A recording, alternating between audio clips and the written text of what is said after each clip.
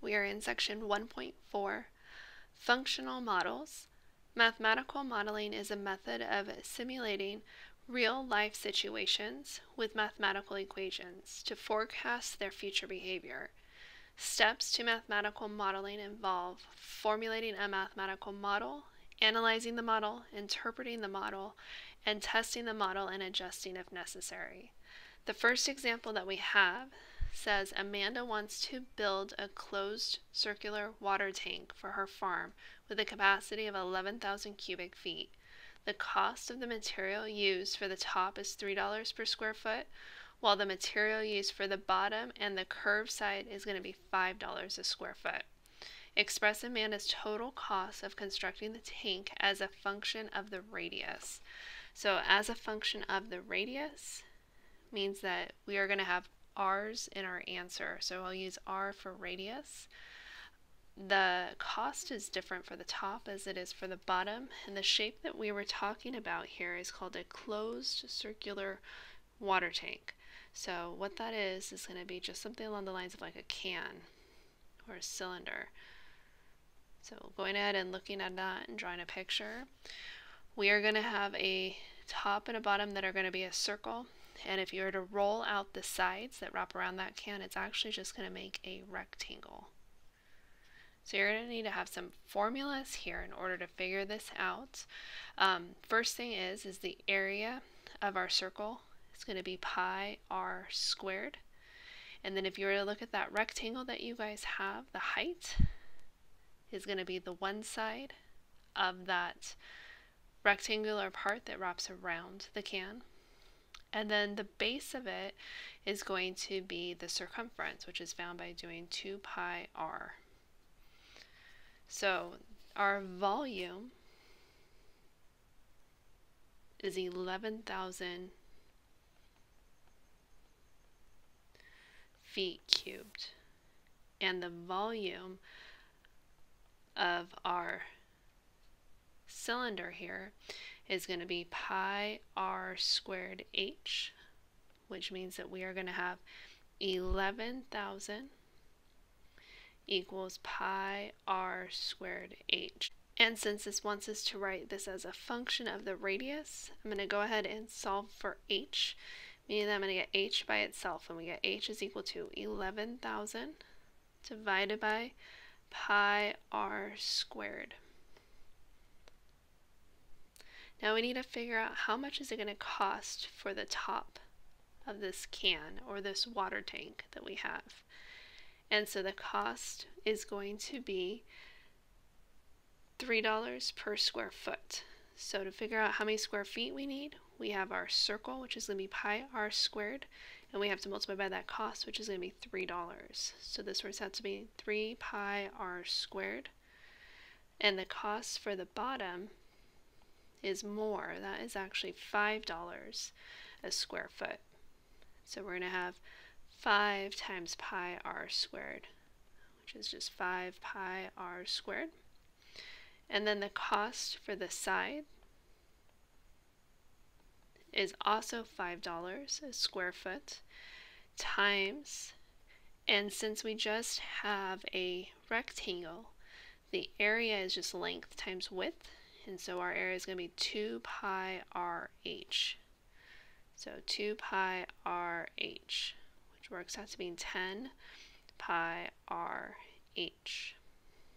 So our total amount that we are going to spend is going to be equal to, adding all three of these up, we have 3 pi r squared plus 5 pi r squared, which is just going to be 8 pi r squared, plus 10 pi r h. Now it does say it wants this as a function of the radius, which means that we only need to have r's in our problem. So I'm going to go ahead and substitute in h, and we know that h is equal to 11,000 divided by pi over r squared.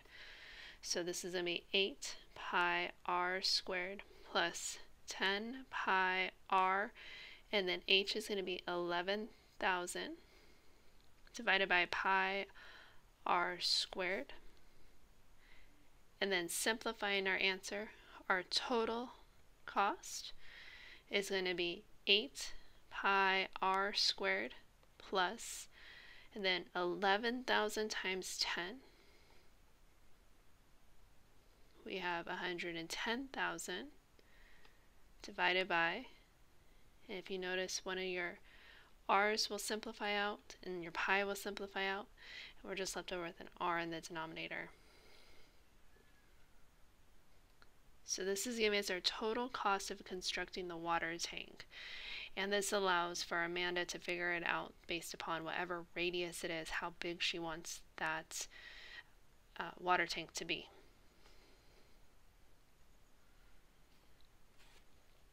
The next example that we have, we are going to go ahead and circle, and we'll work on that one together in class. In constructing mathematical models, it is important to consider proportionality relationships. The following three proportion equations are given for some constant value k, and the quantity q is said to have direct proportionality if q is a constant multiple of x, that is q is equal to k times x. Inversely proportional is if q is a constant multiple of 1 over x, that is q is equal to k divided by x. Jointly proportional is if q is directly proportional to each variable one at a time, or that q is equal to k times x times y. The next example says, the rate at which an epidemic spreads through the community is jointly proportional to the number of people who have caught the disease and the number who have not. Express the rate as a function of the number of people who have caught the disease. So there's a lot of different variables here. So we're just going to go ahead and define a few things. Let's go ahead and say where x is going to be the number of people who have the disease,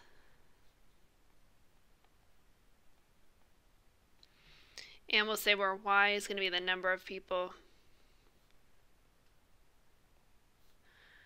who do not have the disease.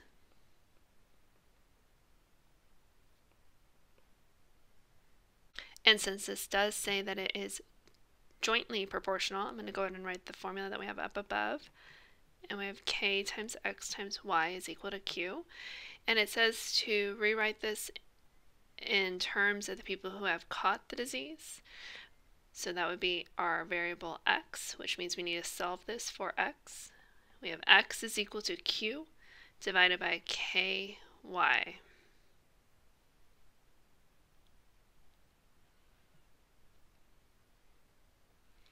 On the next page, it says the law of supply and demand. In a competitive market environment, supply tends to equal demand, and when this occurs, the market is said to be in equilibrium. The equilibrium price, P sub E, is equal to D of X of E is equal to S of X of E. So that demand is going to be equal to supply, that value that we have. And then we have a shortage. It's going to be if the demand is greater than the supply. And we're going to have a surplus if the supply is greater than the demand. There's a graph there to look at also. You can see when a shortage occurs, when a supply occurs, and we have our supply function and our demand function. And then we also have our equilibrium points. The next example that we have says the demand curve for a product is given by d of x equals 120,000 minus 500x, and the supply curve is given by s of x equals 1,000x for x in between 0 and 120,000, where price is in dollars. Part A says, at a price of $100, what quantity are consumers willing to buy and what quantity are producers willing to supply? Will the market push the price up or down? So if we have a price of $100, the demand of that item, when we have $100 for that item, it's going to be plugging that into our demand function, and they're going to demand about 70,000 units. The supply, if we have it at $100, suppliers are willing to produce 100,000 units, substituting that into the formula that we have up above. So what would happen? The next part of this says, will the market push prices up or down? And prices would drop because we have more of a surplus. So prices are going to drop.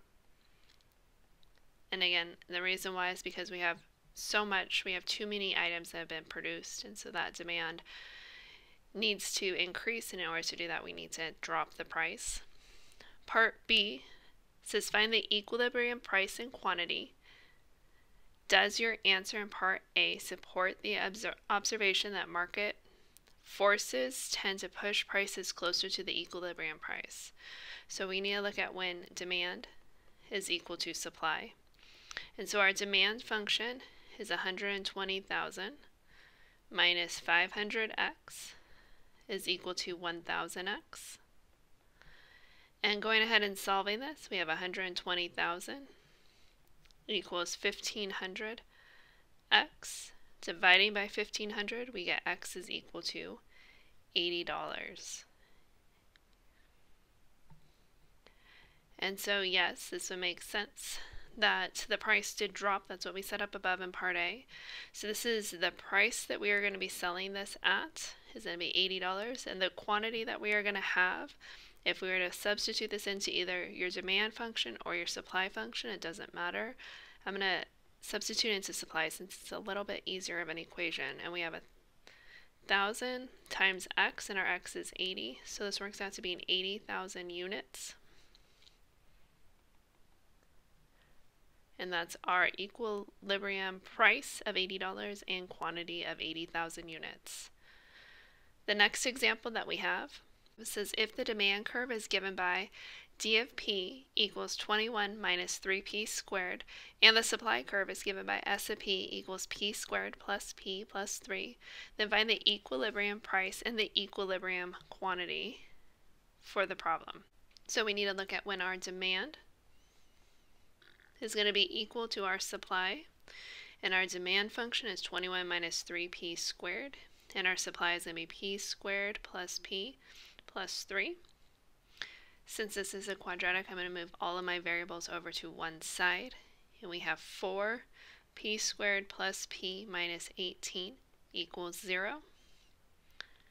Factoring this factors as p minus 2, and then 4p plus 9 equals 0. Separating these two, we end up with p minus 2 equals 0, or p is equal to 2. And then the second one, solving that, we're going to get p is equal to negative 9 over 4.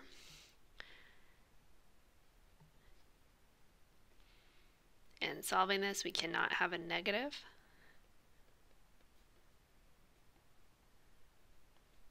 So we have a value of 2.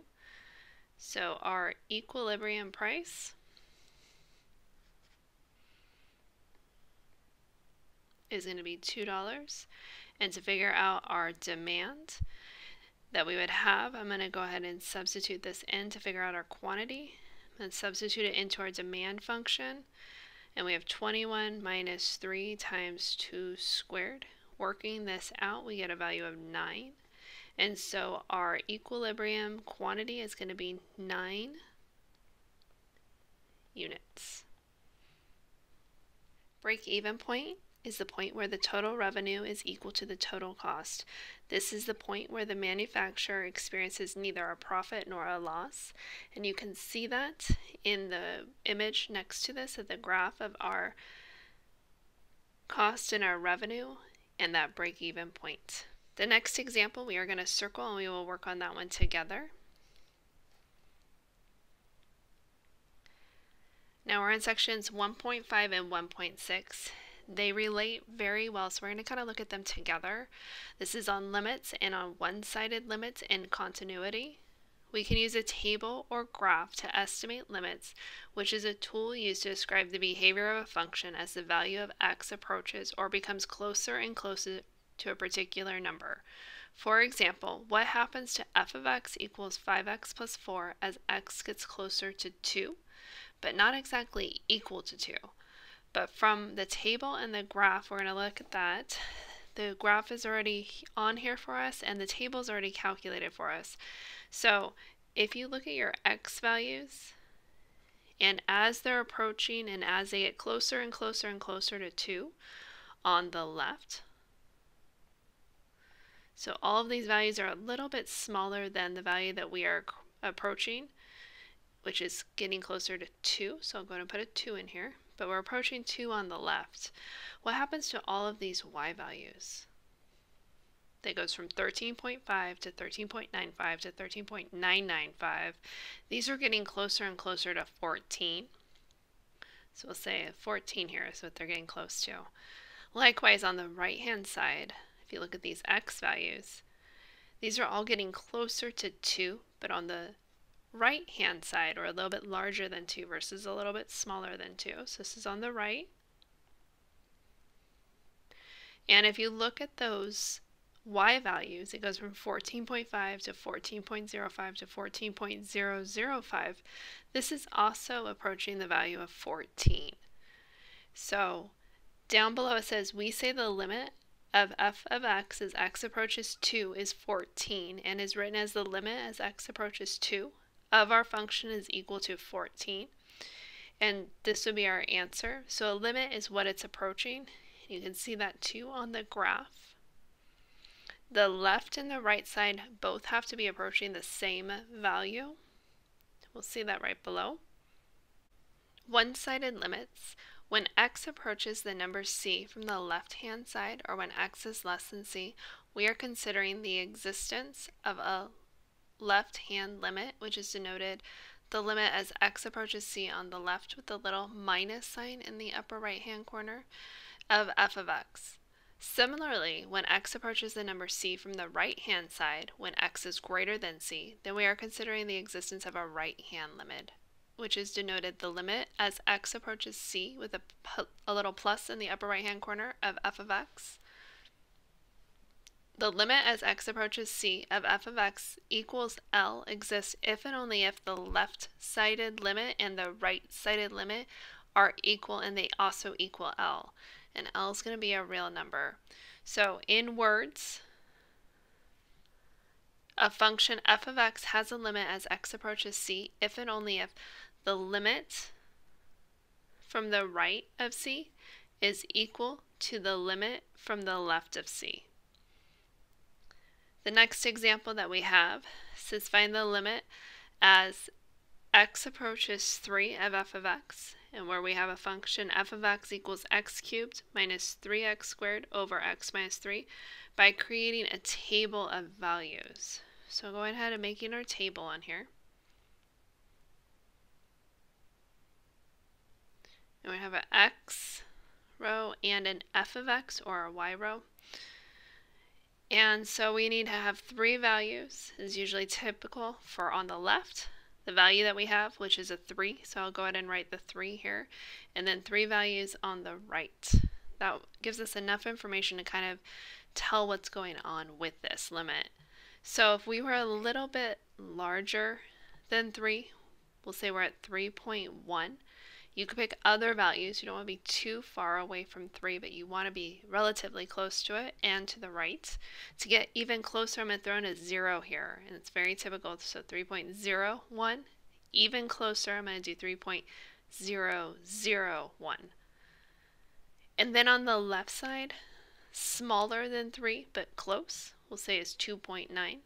Getting even closer, we'll say 2.99.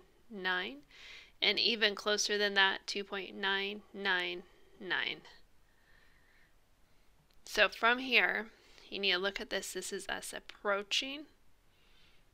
X is going to be approaching 3 on the left. So say on left. And over here on the other side, we're approaching it on the right. So substituting all these values in to our function, which I'll circle up above. So you need to use your calculator. Plug it in 2.9, we get 8.41. Substituting in 2.99, we get 8.9401.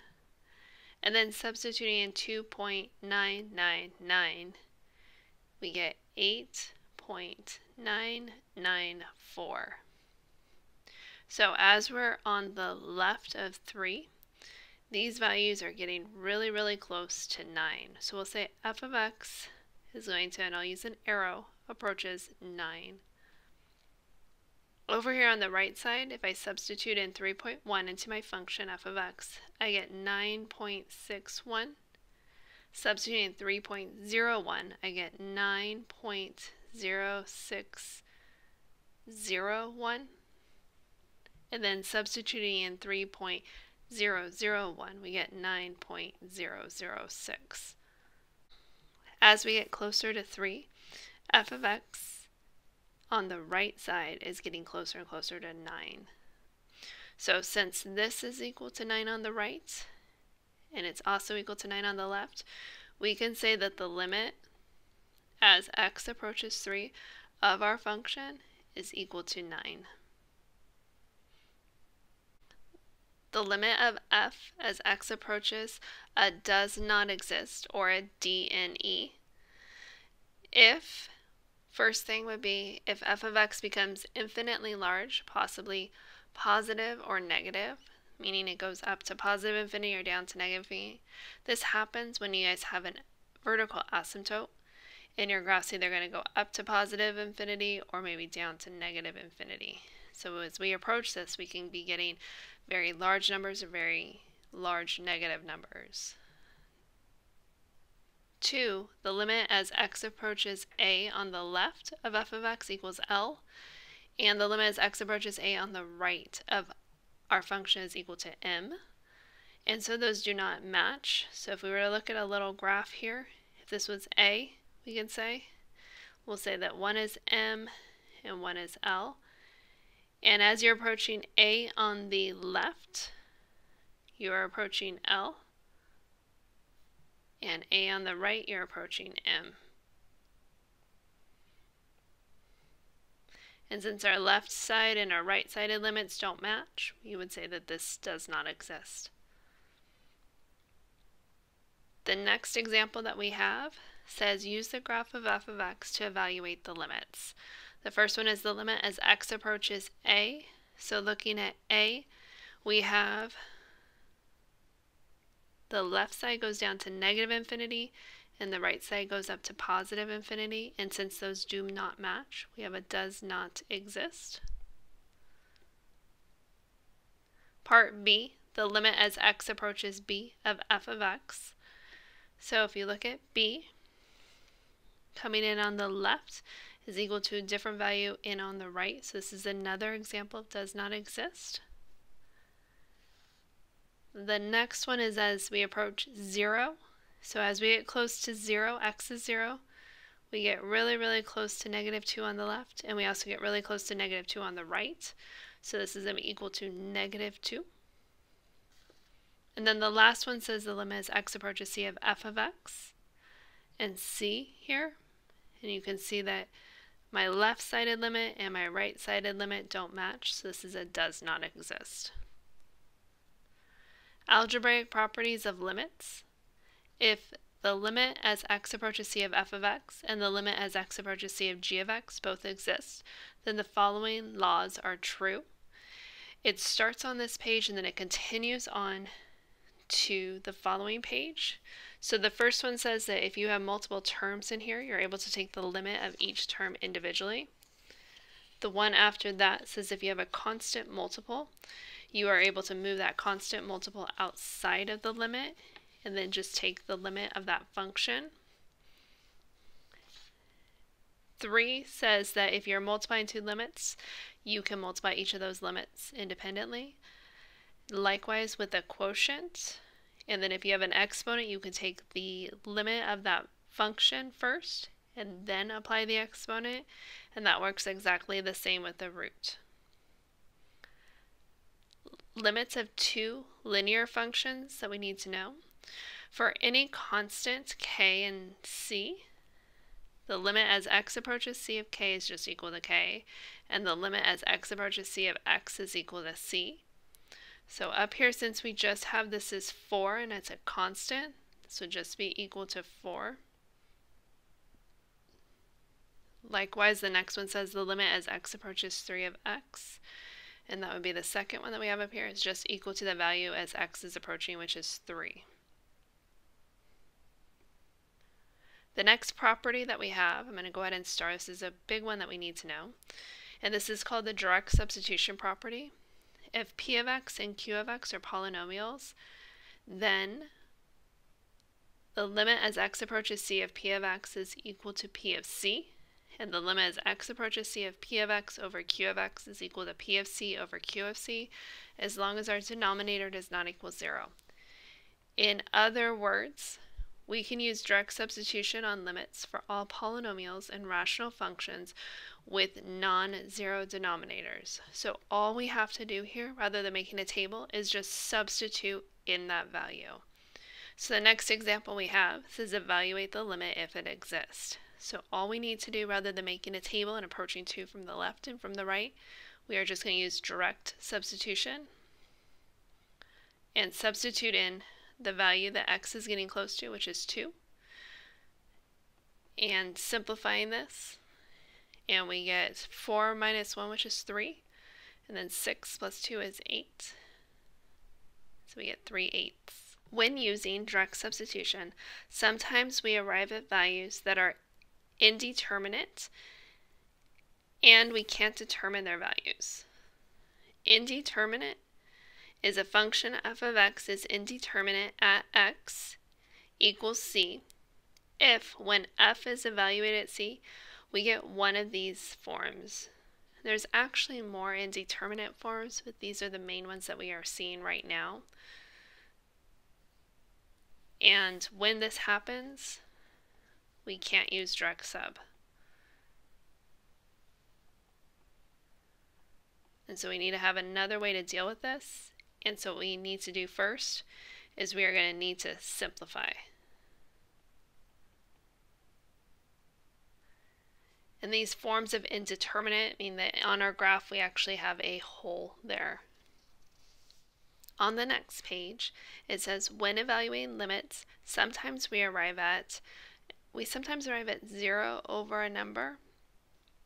Sometimes we arrive at a number over 0.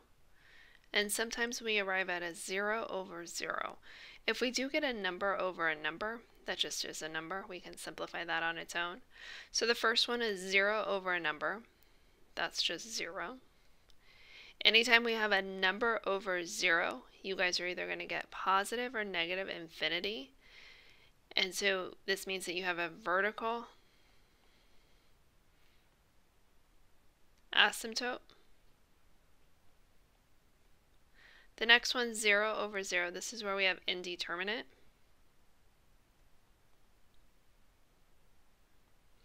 And with indeterminate, we're going to have to simplify. So maybe you're going to have to factor. Maybe you have to multiply by a conjugate. But something we'll have to do. So find the following limits algebraically, means no table, show clear steps.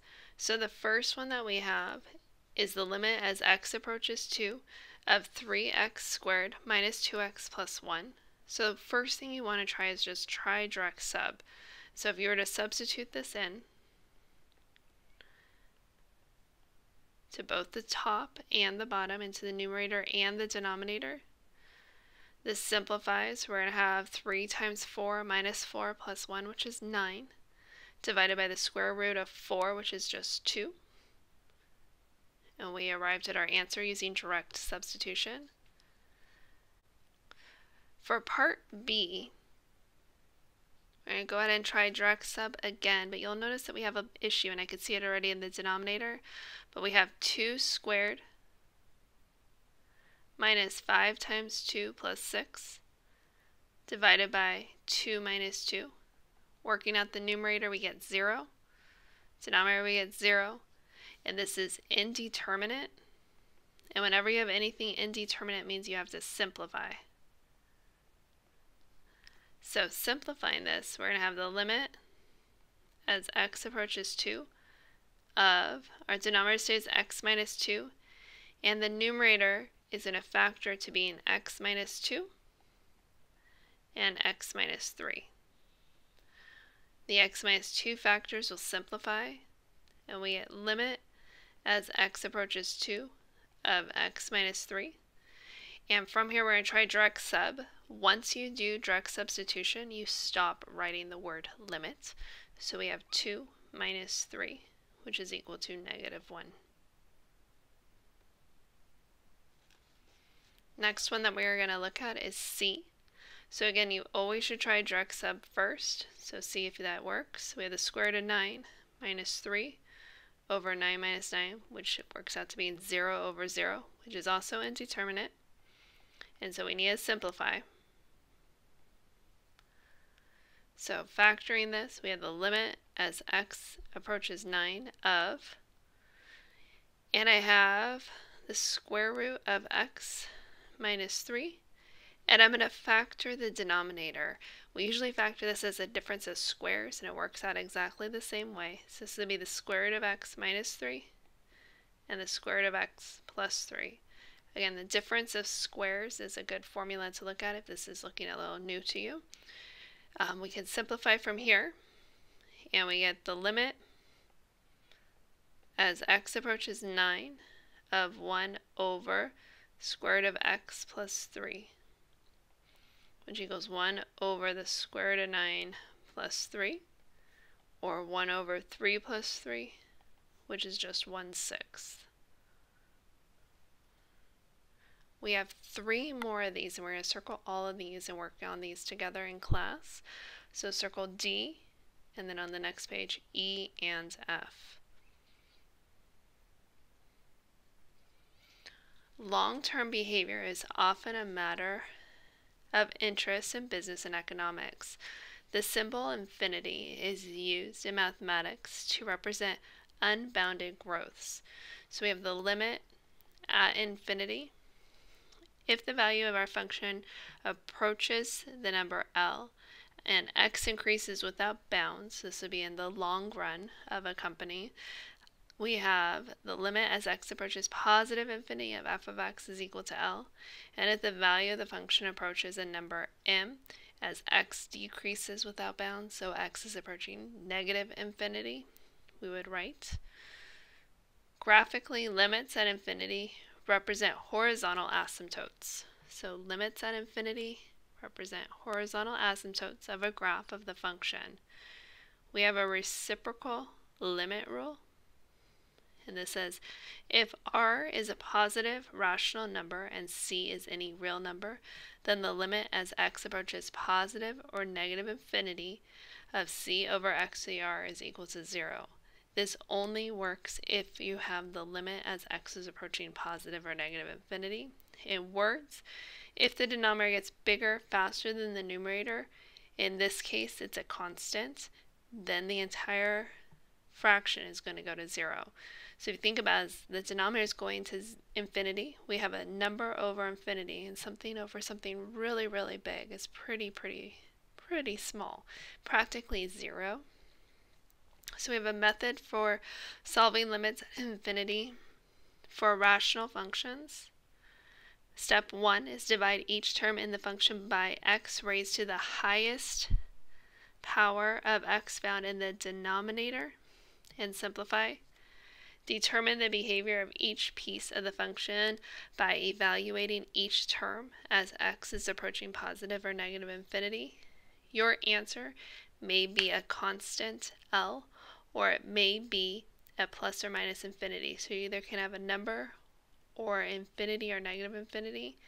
If your answer is positive or negative infinity, remember that the limit technically does not exist. To evaluate limits at infinity, divide the numerator and denominator by the largest power of variable that appears in the denominator. Find all horizontal asymptotes of f of x is equivalent to finding the limit as x approaches positive and negative infinity. In other words, limits at infinity describe end behaviors of the graph. So the next example that we have says find the limit as x approaches positive infinity of, and then we have a function there. So we're going to go ahead and go through the steps that were suggested. And so what we're going to do is we're going to take this, and if you were to evaluate this out, you'd have something big over something big. And this is indeterminate also. So we need to take our limit as x approaches infinity, and we're going to divide by the largest exponent that we have in our denominator, so the term that has the largest degree. So we have 3x squared plus 2 in the denominator, and the degree of this is x to the second, so we're going to divide everything by x to the second. And then our numerator also has to be divided, all those terms, by x to the second. When we do this, we get the limit as x approaches infinity of, and from here I'm going to simplify. So the first term we have is going to be 1 plus 2 over x minus 5 over x squared. And then the denominator is going to be 3 plus 2 over x squared. And then we have 2 over x. If we were to take the limit of each of these terms, the limit is 2 over x is going to just be 2 over infinity, which is 0. Likewise, 5 over x squared is also going to go to 0, and 2 over x squared is also going to go to 0. So this just simplifies to being 1 plus 0 minus 0 over 3 plus 0, or just 1/3. We have another example right next to this one that says find the limit as x approaches infinity of 2x squared minus 1 over 3x to the fourth plus 2, which again is going to be infinity over infinity, and it's also indeterminate. So we have our limit as x approaches infinity of 3x to the fourth plus 2, dividing by the largest power that we have in the denominator to every single term, and then doing the exact same thing in the numerator. Make sure that it's all the same value to all of these terms that we have. So x to the fourth should be underneath every single term in the numerator and in the denominator. Simplifying this, we have the limit as x approaches infinity of 2 over x squared minus 1 over x to the fourth all over 3 plus 2 over x to the fourth. Taking the limit of each of these terms, the limit of just 3 is 3. The limit of 2 over x squared is going to go to 0.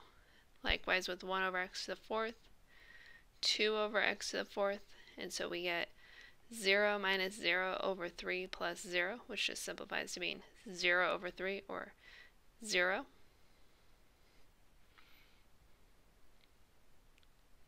The next example that we have, we're going to circle. We'll work on that one together. Continuous means having no breaks or interruptions. Informally, we ask, can I draw the graph of the function without ever lifting my pencil? Examples of continuous and discontinuous functions are, so we have discontinuous at 2 here. That's because we have a jump. And discontinuous at 3 here because we have a hole. So right below that it says a function is not continuous if the graph of f of x has a removable point. This is where you would get something like 0 over 0. This is also called a hole. A jump, this would be a piecewise function.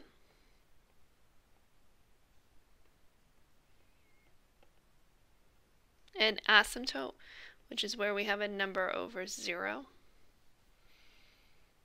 So next page says types. So we have a removable, discontinuity, or a hole.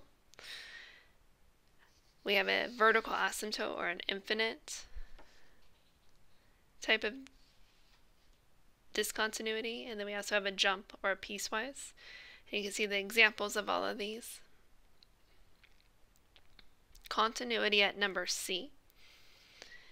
Suppose f of x is defined on an open interval containing x equals c.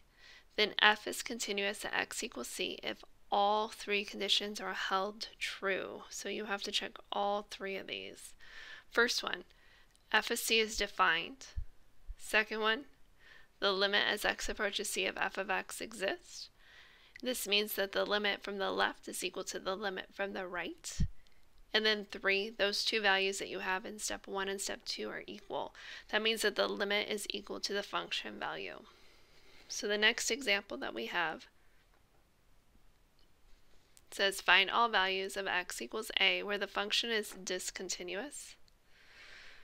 For each point of discontinuity, give f of a, if it exists, the limit as x approaches a from the left, and the limit as x approaches a from the right, and then the last one is the limit as x approaches a of that function. So it is discontinuous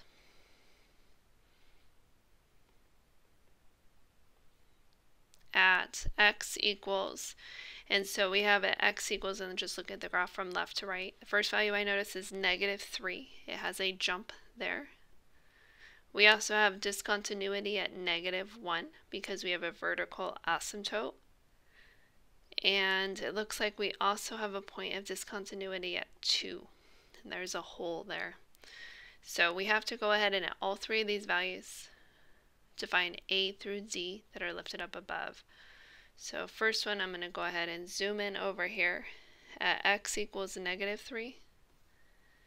And at x equals -3, we have f of -3 is equal to, and it looks like maybe about 0.6. Again, do the best you can with approximating that. If it looks a little different than 0.6, then go ahead and put down what you think it is.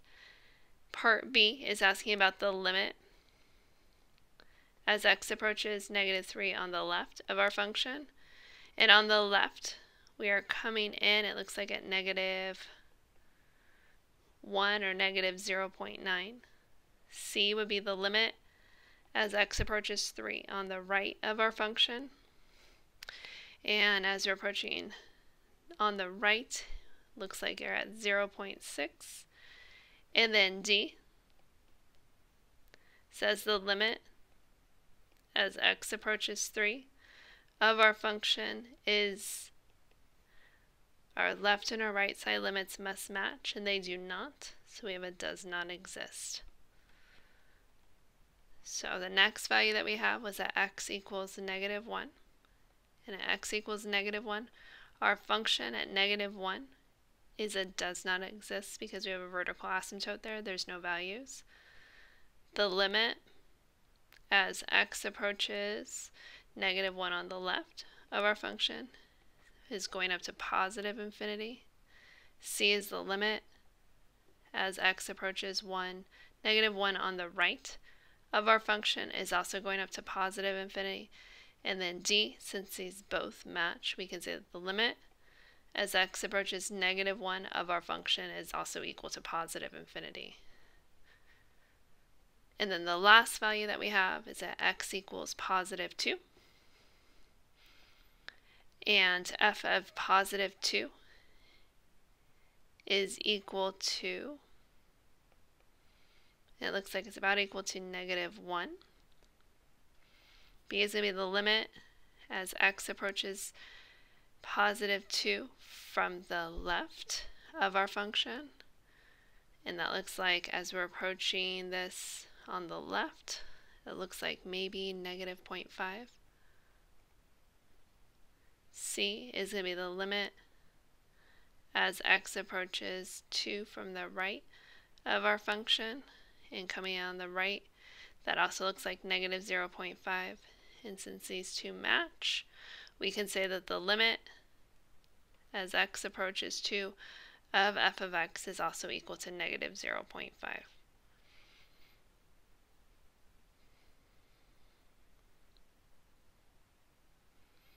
So the next page has types of functions where it is continuous and the graph of that function of a simple function of that type. So I'm going to let you guys have some time to look that over on your own. The next says find all the values of x for which the given function is not continuous. And so the first one that we have, this is not continuous where we had any kind of vertical asymptote, which would be where our denominator is equal to 0. And this is a vertical asymptote. It's a rational function. Solving this, we get x is equal to 0 and x is equal to 1. So it's not continuous at x equals 0 and at 1. The second one that we have is a polynomial. And since this is a polynomial, this is continuous on all numbers. So it's continuous on all reals. The next one that we have has a whole, and we can actually simplify this. We can also go ahead and look at that's going to be a factor of where x plus 6 is equal to 0, or x is equal to negative 6. And so there's a whole here. It's not a vertical asymptote, and the reason why is because this will simplify to x minus 6 and x plus 6, and it actually simplifies out. And so whenever it simplifies like that, that means it's a whole, not a vertical asymptote. So this is not continuous at x equals negative 6.